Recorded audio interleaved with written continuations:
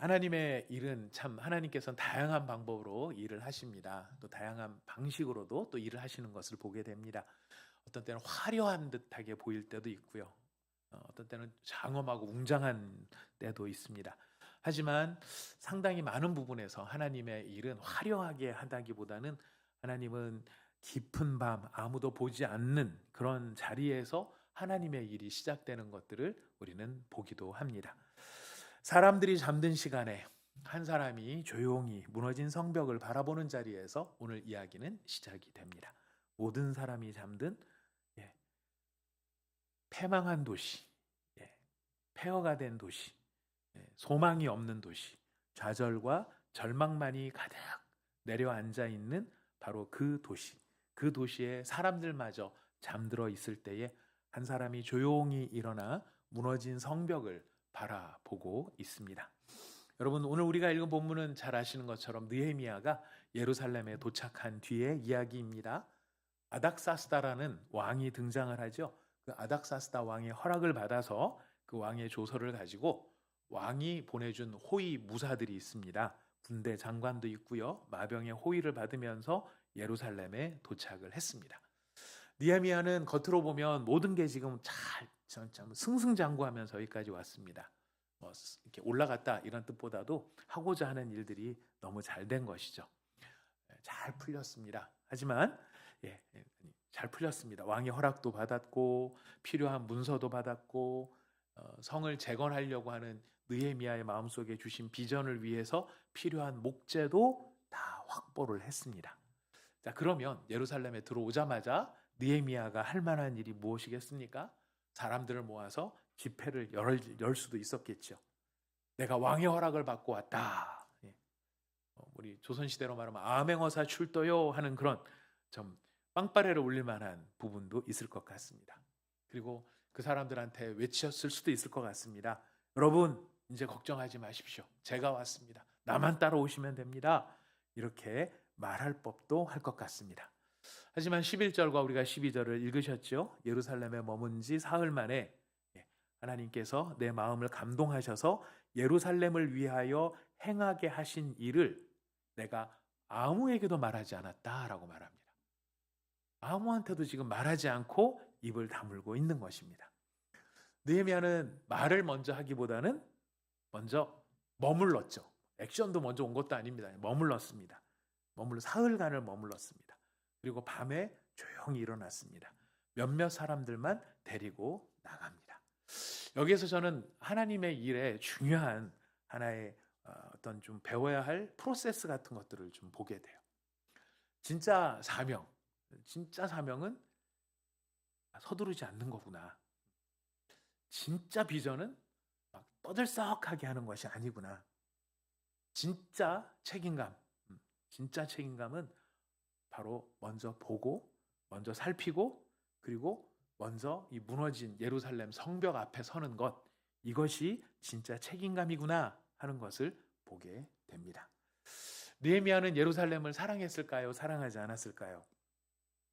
사랑했겠죠. 사랑했으니까 여기까지 왔겠죠. 예루살렘을 사랑했기 때문에 여기까지 왔는데, 그렇다고 느헤미야는 그 예루살렘의 무너진 현실을 전혀 외면하지 않았습니다. 그는 성벽을 보았고 불탄 성문을 보았고 무너진 돌들을 보았습니다. 우리가 배울 수 있는 첫 번째 교훈입니다. 여러분, 다시 세우려면은요, 다시 제일 먼저 해야 될 것은 무너진 현실을 인정해야 되고 그 현실 앞에 서야 하는 것입니다. 여러분, 느헤미야는 예루살렘 자기가 있는 곳에 나와서 성벽을 둘러보죠. 골짜기 문으로 나가서 우리가 이렇게 읽었습니다마는 용정 앞을 지나서 분문이 뭐냐면은 이 걸음이 나가는 데입니다. 인분이 나가는 데입니다. 그래서 분문이에요. 분문. 바로 그 인분을 치우는 그 문이 이 분문인데요. 그 앞까지 또 가면서 예루살렘 성벽이 어떻게 무너졌는지, 불은 어떻게 탔는지, 샘문과 왕의 문, 왕의 문이라는 곳까지 갔는데 상황은 더 어려워졌어요. 어느 정도냐면 느헤미야가 타고 있는 짐승이 지나가지도 못할 정도로 어려워진 거예요. 왕의 문까지 갔는데도 그래요. 그것을 밤새 돌아보는 것입니다. 근데 참 흥미롭게도 이 본문 느헤미야에서는 이런 과정들을 세세하게 기록을 해놓고 있습니다. 한마디로 이렇게 퉁 치는 게 아니죠. 예루살렘이 불탔고 다 무너졌더라 이걸로 끝나지 않습니다. 세세하게 기록을 합니다. 느헤미야는 직접 보았고 직접 걸었고 직접 확인을 합니다. 제가 여기에서 배우는 우리한테 주시는 하나님의 교훈이 있습니다. 신앙은 어떤 때 우리가 살아가야 되는 삶은 너무나 어렵습니다. 신앙이 어려운 게 아니라 삶이 어렵습니다. 그래서 그 삶이 너무 어려우니까 그 삶으로부터 뭔가 피할 때가 필요해요. 그래서 어떤 때 우리가 신앙으로 피할 때가 있습니다. 그것도 필요한 때가 있습니다. 너무 힘들 때는 주님 앞으로 피해야 되죠. 하지만 주님 앞으로 피한다고 해서 현실을 도외시하거나 외면하는 것은 아닙니다. 신앙이 발휘되어야 할 가장 중요한 장소가 현실이기 때문에 그렇습니다. 믿음은 눈을 감는 게 아니라요. 믿음은 오히려 정직하게 하나님 앞에서 현실을 바라보는 것입니다. 무너진 것은 무너졌다라고 말하고, 불탄 것은 불탄 것이라고 말하고, 길이 막힌 것은 막혔다라고 받아들이고, 여기로부터 회복은 시작되는 것입니다. 근데 솔직히 저도 사실 좀 피하고 싶은 것들이 있어요. 무너진 현실 직면한다는 게 생각보다 쉽지는 않죠. 보고 싶지 않고 듣고 싶지 않은 것들도 있습니다. 여러분 가정에 균열이 있을 때, 가정에 어려움이 있을 때, 가정의 문제를 직면하는 게 편하십니까? 안 그러면 그냥 안 보고 지나가는 게 편하십니까? 예, 안 보고 지나가는 게 속은 편합니다. 속은 편합니다. 그래서 시간이 가면서 잘 해결이 되면은 무척 다행이지만 사실 그렇지 않은 일들도 있을 수가 있는 것이죠. 하지만 그럼에도 불구하고 그것을 마주하자니 너무 마음이 힘드니까 우리가 그걸 외면하고 덮어놓고 지나가고 싶을 때도 있을 수 있을 것 같아요. 여러분의 신앙은 뜨겁습니까? 아니면 차갑습니까? 뜨뜻미지근하십니까? 아니면 없으십니까? 예. 우리는 우리의 신앙이 식어진 모습도 사실 인정하고 싶지 않을 때도 있습니다. 또 교회 공동체 안에도 사람이 사는 곳이다 보니까요. 끊임없이 여러 가지 일들이 있을 수 있죠. 여러분 그게 비정상일까요? 정상일까요? 정상이죠. 왜냐하면 살아있는 몸에 유기체가 있으면, 유기체 몸이 있으면은요. 개도 때가 나오더라고요. 예전에 씻겨보니까. 개도 이렇게 씻겨보니까 때가 나오고, 고양이도 씻겨보니까 때가 나오더라고요. 사람이 모여있는 곳에는 자연스럽게 때가 끼기 마련이고, 또 때를 벗기면은 때가 나오기도 합니다. 근데 어떤 경우에는 그런 걸 보면서 어떻게 때가 나와? 이거는 마치 뭐랑 같으냐면, 목사님도 화장실 가? 옛날 저는 어렸을 때 그런 좀 모습이 있었던 것 같아요. 목사님은 밥도 안 드시고, 구름 위를 걸으시고 화장실도 안 가는 그런 분 같은 그런 느낌이 있었던 것 같아요. 근데 그런 느낌이 공동체에게도 투영이 되는 것입니다. 그래서 공동체는, 교회는 예수님의 이름으로 일컬어지는 교회는 다툼도 있으면 안 되고, 잡음도 있으면 안 되고, 미움도 있으면 안 되고, 사람이 싫어지는 것도 있으면 안 되고, 이런 것들은 다 뭔가 부족하기 때문에 벌어지는 현상이야. 부족하기 때문에 벌어지는 현상이 맞습니다만은 여러분 사실 이거는 자연스러운 현상이에요. 우리가 다 얼굴이 틀리고 가치관이 틀리고 바라보는 지향점도 틀리고 생각하는 바도 틀리고 서로 중요하게 여기는 우선순위가 틀린데 어떻게 똑같을 수가 있겠습니까? 그런 게 다르면 어떻게 되죠? 아무래도 마찰이 생길 수밖에 없는 거죠. 마찰이 생길 수밖에 없는데 그 마찰을 가지고 우리는 교회가 사랑이 없어 이렇게 얘기를 하면 이를 키우게 되는 상황이 되는 것입니다. 여러분 이런 상황을 마주하실 때 놀라셔야 됩니까? 놀라지 마셔야 되겠습니까? 제가 가스라이팅을 하고 있는 건가요? 가스라이팅이 아닙니다. 죄인의 모습을 그냥 있는 그대로 이야기를 하는 것입니다. 우리는 그런 상황들 앞에 사실은 마주하게 되는 것이죠. 그 현실을 우리가 마주하게 되는 것입니다. 그것을 인정하는 것입니다. 맞아, 우리는 서로 틀리고 서로 상처를 주었어. 서로 아픔이 있어. 서로 힘들어. 여기서 시작을 해야 되는 겁니다. 여기서 시작을 하는 것입니다. 느헤미야는 예루살렘을 사랑했기 때문에 그 무너짐을 직면을 하죠. 좋은 말도 필요하지만 무너지는 곳 앞에 설 수 있는 것이 용기인데 느헤미야는 용기를 가지고 서게 됩니다. 물론 이것은 예루살렘 무너진 성터를 보면서 마치 그 옛날 우리 조상들이 얼마나 잘못했는가, 조상님들이지만 정말 조상님들 참 진짜 못됐다, 잘못했다 막 욕을 하고 그러려고 선 게 아니죠. 우리가 부모님들이 자녀를 사랑할 때에 이 자녀의 문제를 절대 못 본 척하지는 않으실 겁니다. 자녀의 문제를 마주할 것입니다. 이유는 뭡니까? 정죄하려고 합니까? 네가 그러고도 사람이냐? 밥이 아깝다. 너를 낳고 미역국 먹은 내가 사람이 아니지. 뭐 이런 얘기를 하려고 지금 자녀들 앞에 서는 것일까요? 아니죠. 우리가 자녀들의 문제를 직면하는 이유는 그를 살리려고 하는 거예요. 목자가 양을 사랑하니까 양의 상처를 돌보려고 합니다. 근데 막 양을 막대기로 두들겨 팹니다. 누가 거기 가서 다쳐갖고 오라 그랬냐고 막 목자가 그러지 않죠. 책망을 하기 위해서 그런 것이 아니라 싸매려고 하는 것입니다. 하나님이 우리를 사랑하기 때문에 우리의 죄와 상처와 무너짐을 보고 계신다는 것 우리가 기억해야 할 것입니다. 오늘 느헤미야의 모습을 보면서 우리는 무너진 성을 바라보는 느헤미야의 모습을 보면서 무너진 인생을 바라보고 계시는 하나님의 눈길을 우리는 생각할 수 있습니다. 느헤미야는 그 무너진 성을 세우기를 원하죠. 하나님은 어떻게 하실까요?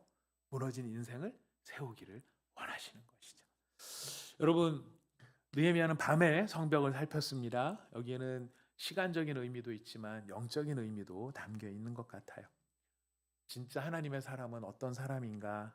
때로는 사람들이 보지 않는 밤의 자리에서 현실을 살피는 거구나. 느헤미야가 낮에도 돌아다닐 수 있겠지만 낮에는 안 돌아다니고 밤에 아무도 없을 때 거기에 가서 살펴봅니다. 모든 사람들이 주목하지 않고 모든 사람들이 집중하지 않고 모든 사람들이 그냥 피로해서 잠들고 있는 그 사이에 누군가 깨어서 밤의 자리에 마주한 현실을 살피고 있습니다. 아무도 알아주지 않는 시간에 기도하는 것이죠. 쉽게 말할 수 없는 무거운 마음을 품을 수도 있습니다. 그런 마음을 품을 수도 있습니다. 그리고 그 무너진 곳을 걸어가는 것이죠. 그러면서 썩을 놈들, 나쁜 놈들 이렇게 욕을 하면서 저주하면서 걷는 것이 아니라 그 무너진 자리를 마주하면서 아무도 알아주지 않는 시간에 기도하는 사람, 여러분 그 사람이 바로 믿음의 사람인 것입니다. 사랑하는 여러분, 느헤미야는 바로 이렇게 보았습니다. 그리고 그 보고 끝난 게 아니라 보고 끝났다면 그냥 관찰자죠. 그냥 관광하는 거랑 비슷한 거죠. 하지만 보면서 느헤미야는 어떤 일을 해야 될 것인가를 생각하는 것입니다.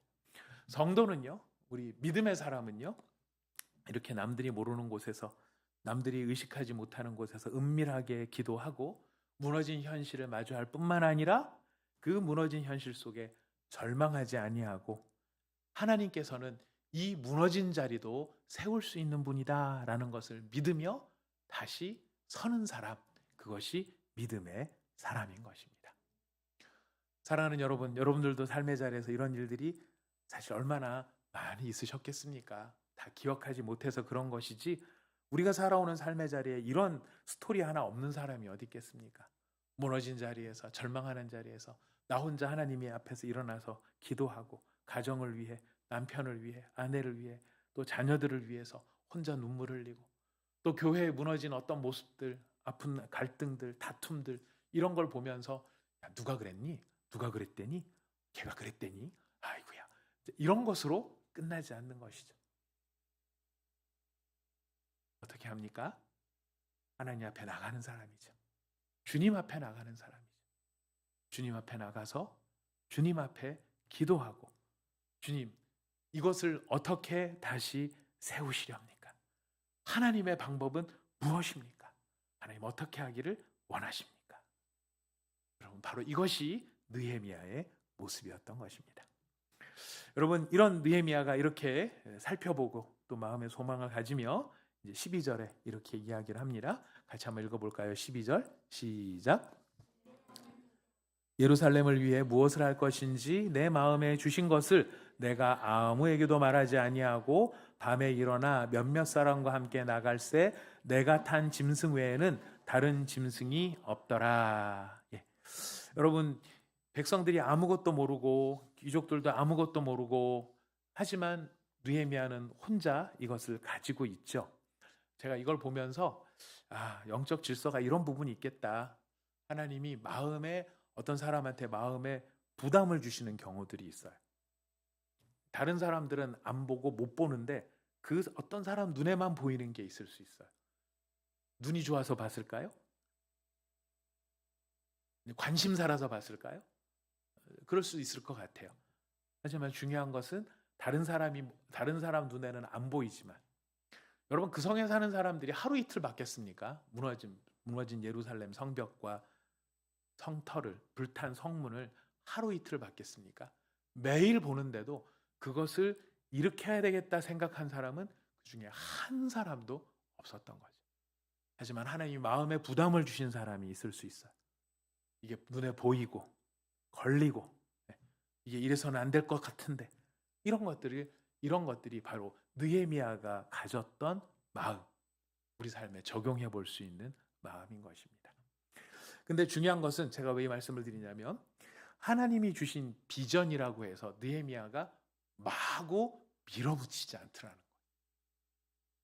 그러니까 하나님의 뜻이라 그러면은 막 이야기를 할 때가 있습니다. 강조를 하고 세게 말할 때가 있습니다.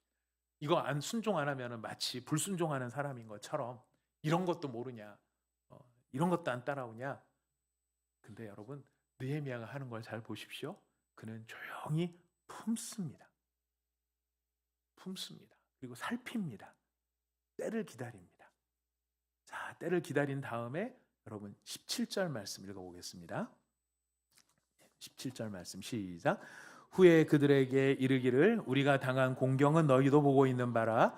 예루살렘이 황폐하고 성문이 불탔으니 자, 예루살렘 성을 건축하여 다시 수치를 당하지 말게 하자. 말자 하고 마침내 말해야 될 때가 됐을 때, 모든 게 파악이 되고 무엇을 해야 될지가 정리가 되었을 때 비로소 입을 엽니다. 그런데 느헤미야의 말을 잘 보십시오. 여기 이렇게 나오죠. 너희가 다 망쳤다. 이렇게 된 거는 다 너희 때문이다. 이렇게 말했죠. 자, 나는 비전을 보았다. 나는 비전어리니까 실행은 너희가 해라. 자, 내가 꿈을 꿨다. 자, 너희들 득달같이 달려들어서 열심히 해라. 이렇게 얘기하지도 않았습니다. 느헤미야의 말에 첫 마디가 뭐냐면 우리예요. 너희가 아니고 우리예요. 너희 문제가 아니고 우리의 공경이라는 거예요. 공동체를 세우고 있는 것입니다. 제가 개인적으로 제일 싫어하는 말 가운데 하나가 두 가지가 있는데요. 하나는 어지간하면 말 안 하려고 그랬는데 제가 이거 되게 싫어합니다. 예전에 저도 좀 썼었는데요. 쓰다가 크게 회개를 했습니다. 내가 어지간하면 말 안 하려고 그랬는데 그러면서 막 말을 해요. 그건 막 진짜 막 난도질을 하더라고요. 보니까. 그 두 번 죽이는 거죠. 너는 어지간하지 않으니까 내가 말하는 거야. 이렇게 두 번 죽이게 되는 거예요. 두 번째로 싫어하는 거 뭐냐? 그들이라는 표현이에요. 서로 대화를 하다 보면은 그것들이 뭔지 이렇게 무슨 이렇게 교역자 모임 이런 거 이렇게 모임 이런 거 참 조심스럽네. 어떤 모임을 말해도 다 걸리는 사람들이 있어갖고 참 조심스럽네. 하여튼 그렇게 대화를 하다 보면은 그들이 그렇게 얘기하는데 제가 뭘 어떡하겠습니까? 선을 긋는 거예요. 저 사람하고 나하고는 다르다. 근데 지금 느헤미야는 뭐라고 말하냐면 우리라고 말하는 거예요. 너희 문제가 아니라 우리의 권경이. 진짜 영적 지도자는 자신은 문제 밖에 있는 사람인 것처럼 말하지 않는다는 것입니다. 느헤미야는 문제 안으로 들어옵니다. 당신들의 문제입니다. 이건 당신들의 문제입니다. 네가 문제입니다가 아니고 우리가 어떻게 하면 하나님 앞에 함께 설 수 있을까요? 이게 영적 지도자예요. 영적 지도자는 교회 목사님만을 말하는 게 아닙니다. 부모님도 영적 지도자예요. 다락방의 순장님도 영적 지도자고 주일학교 교사 선생님도 영적 지도자일 뿐만 아니라 직함이 없더라도 하나님의 마음을 가지고 있는 사람은 영적인 지도자가 될 수 있어요. 그랬을 때 가져야 될 마음의 자세가 무엇인가? 우리의 고난, 우리의 공경이라고 봅니다. 문제 앞에서 우리가 그럼 어떻게 해결해야 될까? 여러분, 교회도 마찬가지일 뿐만 아니라 가정도 마찬가지 아닙니까? 누군가를 세우려고 하면 어떻게 해야 될까요? 너 때문이야 그러면 그 사람이 설까요? 이거 순전히 너 때문이야 그러면 너 때문이니까 어떻게 해야 될까요? 그 너는 고치든지 고칠 의향이 없으면 나가든지. 이거는 같이 살자는 뜻이 아니잖아요. 느헤미야는 말합니다. 우리가 함께 세우자. 우리가 다시 해보자. 우리가 하나님 앞에서 다시 시작해보자. 우리입니다. 느헤미야는 우리라는 말로 이 말들을 시작을 합니다. 여러분, 느헤미야의 모습을 보면서 그가 어떻게 건축을 했는가, 어떤 환난과 어떤 고난 속에서도 그가 이거를 중단하지 않고 끝까지 갔는가, 느헤미야의 불굴의 의지를 보는 것도 굉장히 중요하지만, 여러분, 우리가 먼저 놀라야 할 것은 느헤미야는 이 모든 상황에 끝까지 우리라고 하는 것을 포기하지 않았다는 것입니다. 책망을 할 수도 있고 그가 경계를 하는 말도 있지만은요, 우리이기 때문에 항상 소망이 들어가는 거예요. 책망도 있지만 소망도 있고, 현실에 대한 분명한 인식도 있지만 초대도 있을 수 있어요. 이대로 있을 수 없다라고 하는 불편함도 있을 수 있지만 다시 세울 수 있다라고 하는 믿음의 격려도 있는 것입니다. 여러분, 다시 세울 수 있습니까? 다시 세울 수 있습니까? 여러분의 가정도 다시 세울 수 있습니까?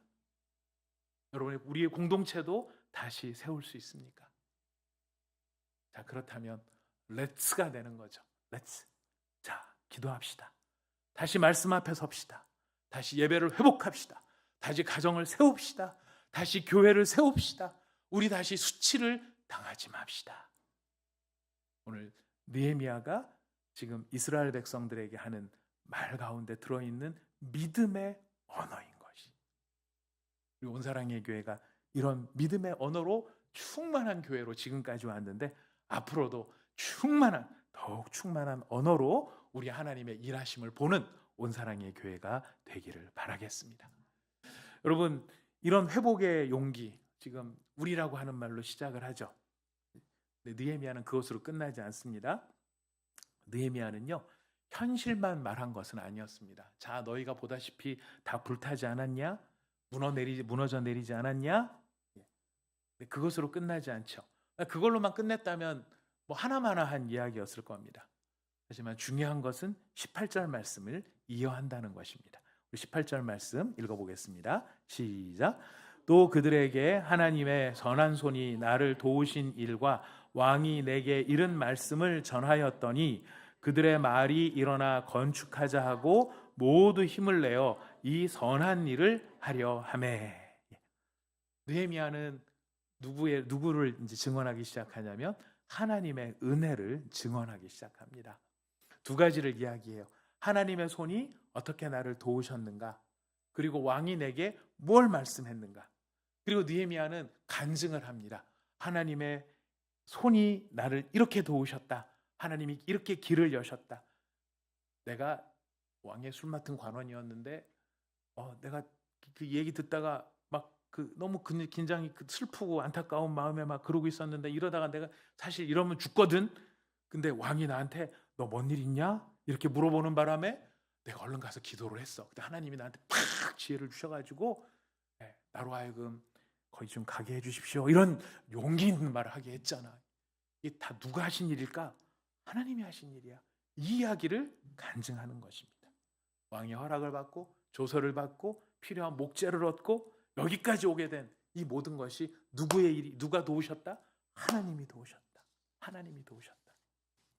여러분, 우리가 공동체를 바라볼 때요, 우리 무슨 온사랑의 교회 무슨 공동체에 문제가 있어서 그러는 것이 아니라 우리가 일반적으로 보고 있는 가정도 그렇고 교회도 그렇고 사실 사소하게 쌓이는 여러 가지 일들이 있어요.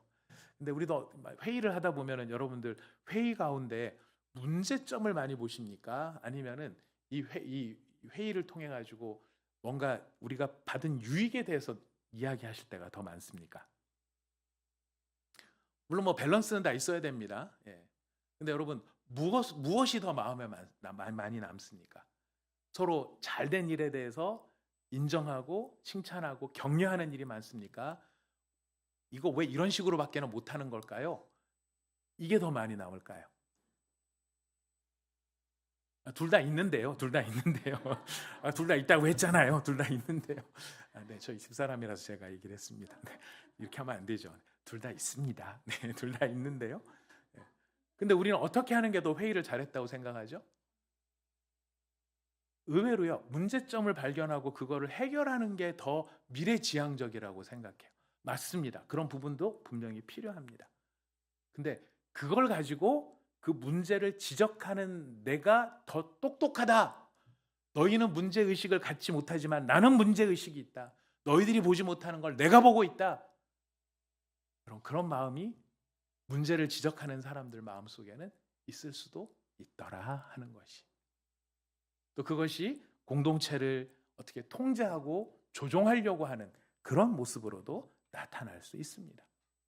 참 우리가 더 발전을 위해서 문제점을 찾아내고 또 그 문제점을 보완하는 일도 필요하지만 여러분, 공동체는요, 그것과 함께 무엇이 더 필요할까요?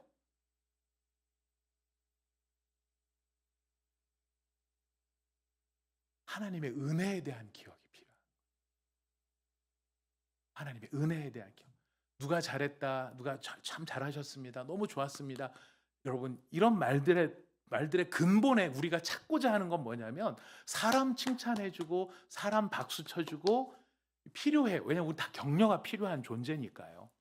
근데 그렇게 잘한 것의 이면에 우리가 한 걸음 더 나가는 것은 이 모든 것 속에 누가 함께 하셨다는 거예요? 하나님이 함께 하셨다는 거예요. 하나님의 은혜에 대한 기억이 사람을 일으키는 거예요. 하나님의 은혜에 대한 이해가 그 사람을 세우는 거예요. 애도 알아요. 지질이 공부 못했다는 걸요. 성적이 안 좋다는 걸 알아요.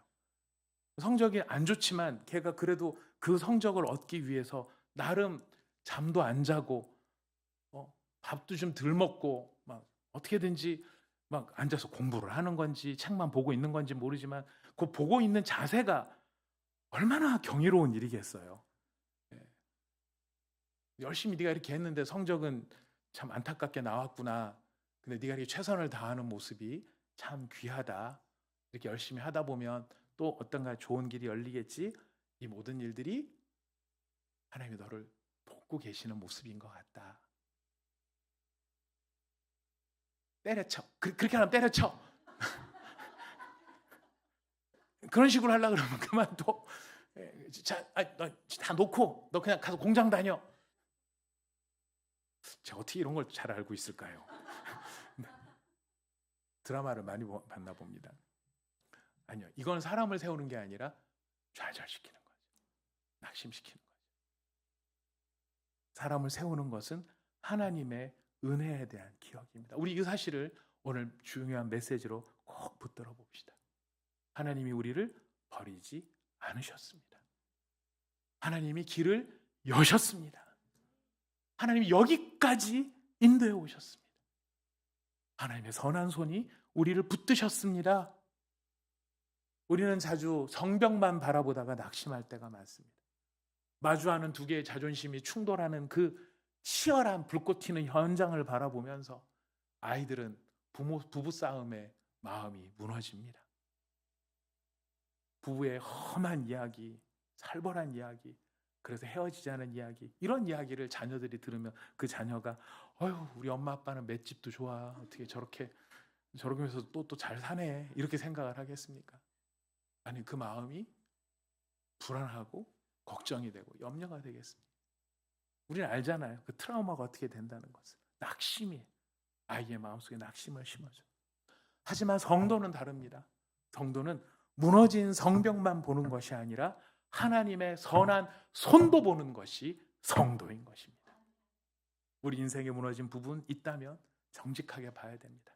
그래, 내 잘못 때문에 일이 이렇게 됐어. 내 실수 때문에 우리 가정에 이런 상처를 주게 됐어. 나의 연약함 때문에 우리 공동체에 이런 피해를 줬어. 맞아. 이게 정직하게 보는 거예요. 하지만 동시에 우리는 물어볼 수 있습니다. 그렇다면 하나님이 나를 어떻게 도우셨는가? 내가 완전히 무너지지 않도록 나를 붙들어 주신 은혜가 무엇인가? 절망 가운데서도 남겨놓은 하나님의 은혜가 무엇인가? 다 무너졌다고 하지만 하나님이 남겨놓은 선한 작은 표시가 무엇인가? 사랑하는 여러분, 은혜가 있는 사람 옆에는 생명이 꼽힙니다.